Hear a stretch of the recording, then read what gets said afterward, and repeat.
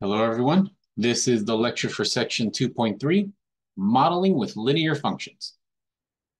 So in section 2.1 and section 2.2, we covered, the graphs of a line, and we covered how to find the equation of a line, all that stuff, right?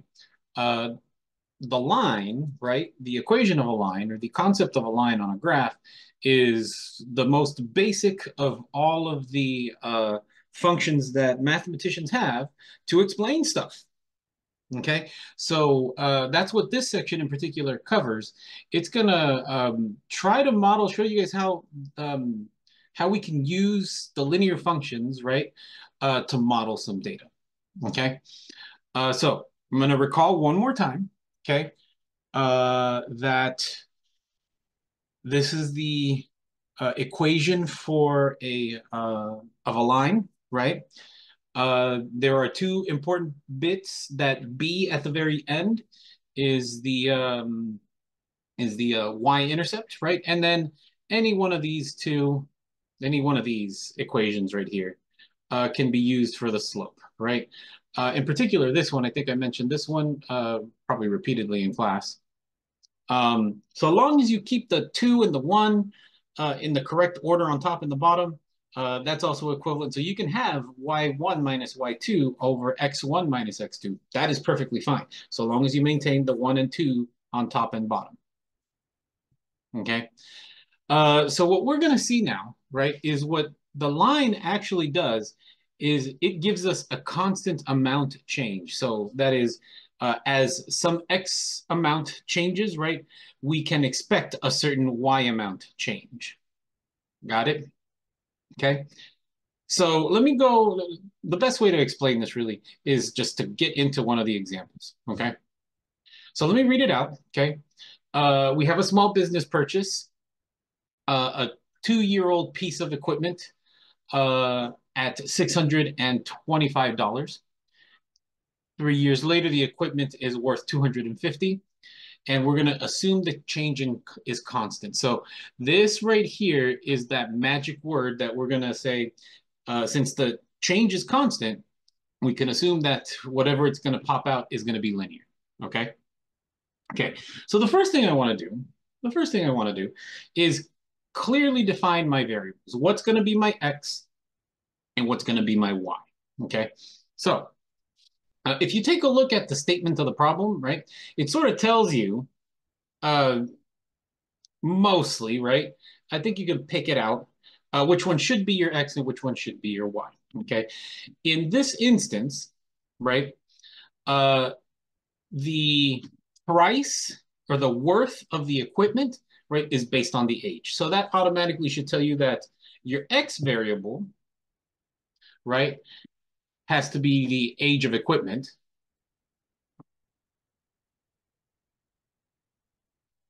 And then the y variable is going to be the value, right? Okay. In most cases, you'll be able to pick this out, that, one variable is going to be dependent on another. Okay. Uh, if you can't, right, read through the problem. Sometimes it doesn't make a difference. Okay. I would want to put that out there for everybody.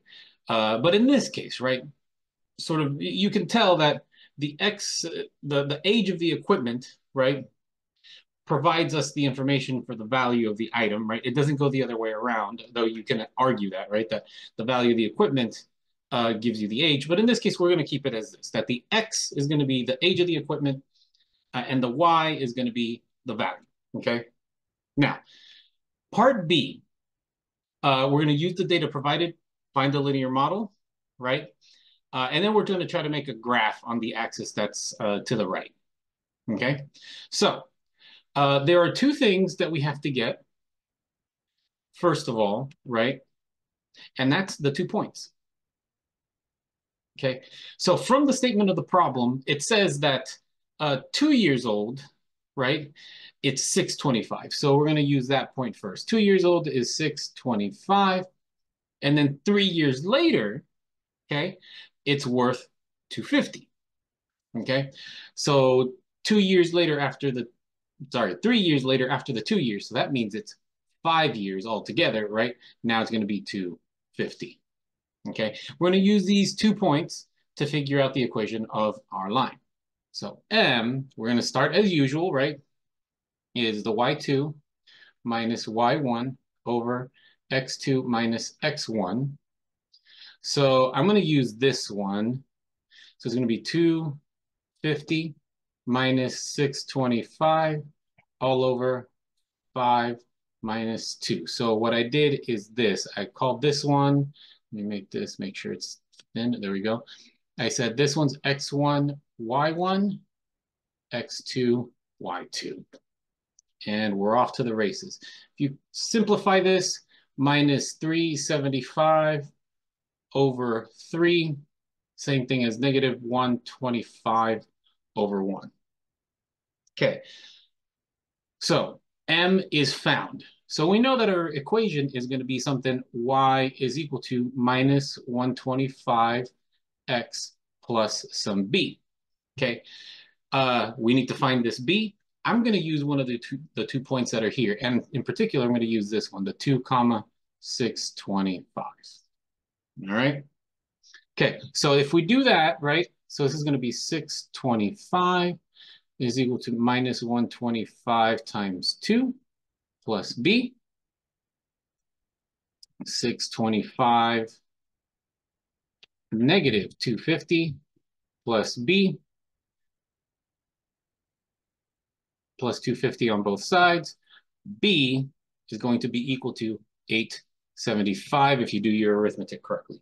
Okay, so my final equation, y, is going to be negative 125x plus 875. There we are. Okay, now, please don't make fun of me. I'm going to try to graph this. Okay, so what this is giving us, okay, is the equation. Now we need to put it down on some graph paper, right? So what I'm going to do is on my, oh man, the wind is getting pretty heavy. There we go. All right. So what I'm going to do is on my x-axis down here, this is going to be the age of equipment.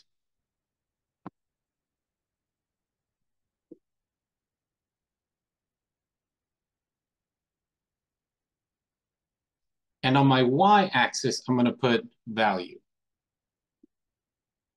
in terms of money. Okay. And actually, you know what I'm going to do? I'm going to grab this. I'm going to move it down here so I can have more space for my... All right, there we go. Okay. And what I'm going to do is this. I'm going to label, so this is going to be 0, 0. Okay. This is going to be 1, 2, 3, 4, 5 years after, 6, 7, 8, 9, 10. Okay. And on the way up, okay, I need it to be somehow 875. So I think, and let me move this over a little bit so I can, again, have a little bit more space. There we go. I'm going to make 1, 2, 3, 4. This is going to be 500, right? So that means each one of these is 100 in terms of spacing. All right. So we have 2 points already to mess with. Hopefully you guys see that, right? At 2 years, it's 625, and I'm going to plop that point down. So at 2 years, so this is 500, 625, might be like about there. So maybe a quarter of the way up. Cool. Okay. At 5 years, it's 250. So 100, 250, maybe about right there. And if you take a look, right, our equation itself says that my y-intercept is going to be 0, comma 875. So 500, 6, 7, 8, 75, that should be 3/4 of the way up about. Okay, hopefully you guys see that, right? Okay, so now I'm going to try. I'm really going to try. I'm going to try to connect all these 3 dots. And hopefully it's a straight line. Oh, look at that. Aren't you guys glad you guys get the commentary? Whoa, okay. There we go. It looks like Oh, wow, it did pretty good. There we go. Okay, so here's our graph, right? Here is our graph. Not bad, right? Okay, so now let me scroll down to part C because we are going to use that equation. So using the model from part B, so using this thing, using this, right? What will the future value be in about 5.5 years? So hopefully you guys see this, right? This is asking us, using our model, using the equation, how much is going to be the value, right, at 5.5 years. We know what it's going to be at 5 years. 5 years is 250. So it should be just a smidge below that, right? We can use our values from before to sort of give ourselves a good guesstimate, right? But the way to do this algebraically is we're going to go ahead and use the x value that's given, the 5.5, in our equation. So y, let me actually do a good y. Y is equal to negative 125, 5.5 plus 875. Okay, if you multiply out that negative 125 times 5.5, you have negative 687.5. We still haven't done anything with the 875, so I'm going to rewrite that. And what you get here is this, 187.5. So now, remember, we are calculating here the value of the equipment. So this last number that we get, the 187.5, right, that is a dollar amount. So to summarize what we found here, right, we can say at 5.5 years, right, the equipment is valued at $187. 87.50 cents. There we go. $187.50.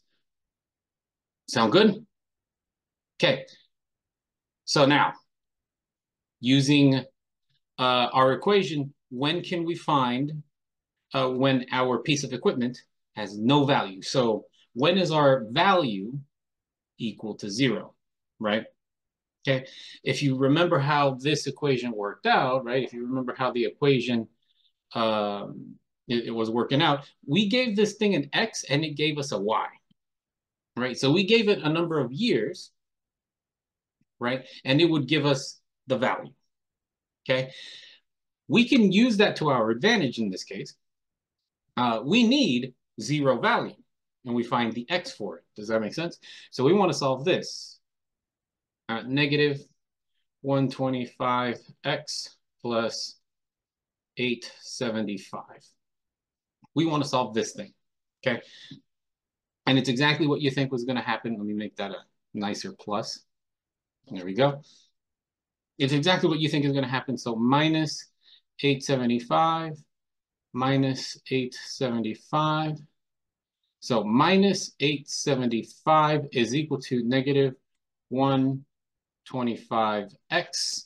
I need to get the x by itself, so I'm going to divide this by negative 125. 125. And if you do this appropriately, I'm going to go over here.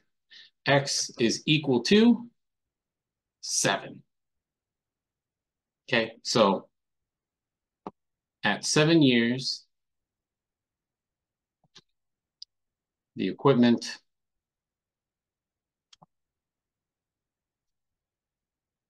has no value.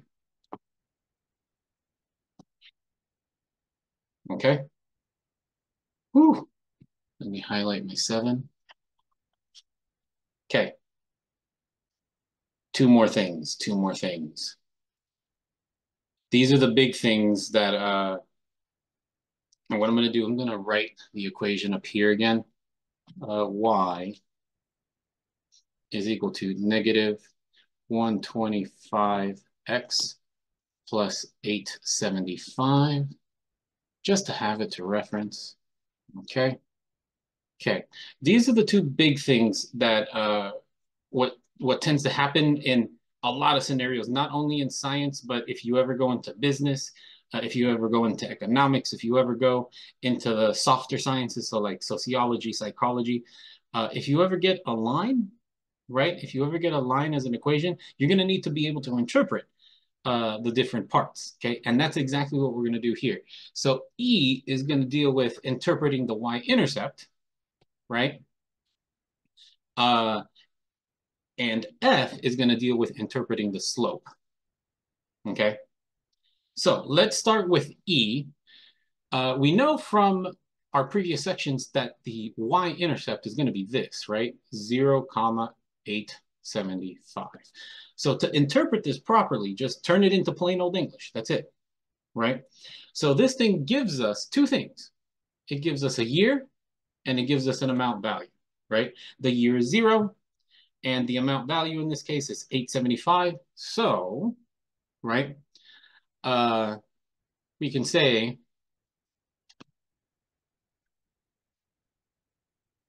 you write it first.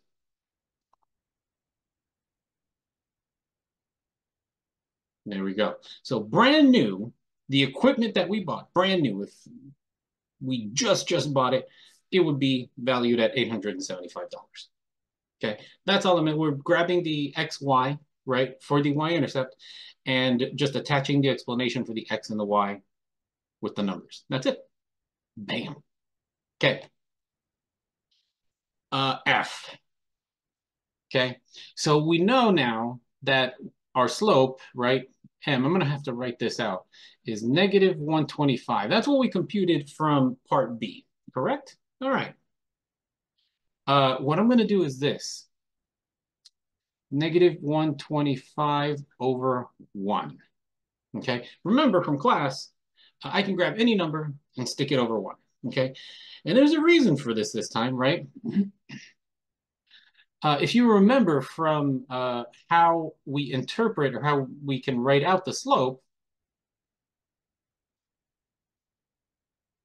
we can write it out like this. It's the change in the y divided by the change in the x, okay?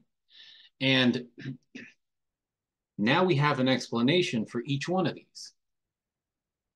Hopefully you guys understand what that's saying there. So the top, right, signifies our change in the y, and the bottom signifies our change in the x, right? We know that x variables, right, these x variables were years in our case, right? And our y variables, right, was dollar value. Okay? It's going to be a little difficult to, the first time around when you have to actually, interpret these, but you get used to it after a while. So let me go ahead and write out what this all means, right?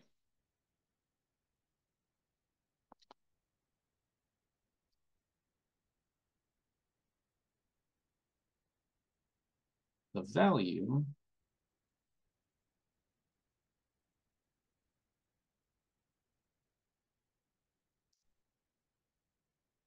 for every 1 year that passes, right, the value decreases by $125.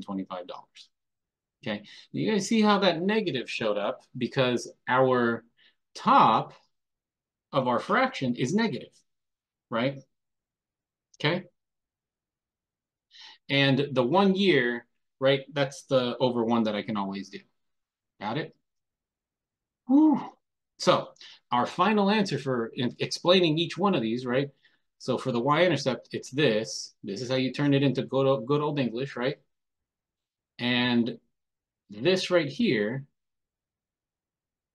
is the interpretation for the slope. Okay? All right. So this is going to be a short video because the next thing is quick check. This only one quick check for the entire class. So we'll try to do this in class. And then after that, it's lecture questions, okay? If you got any questions on the material that I just covered, ask me during class. Come to my office hours, okay? Besides that, happy studying.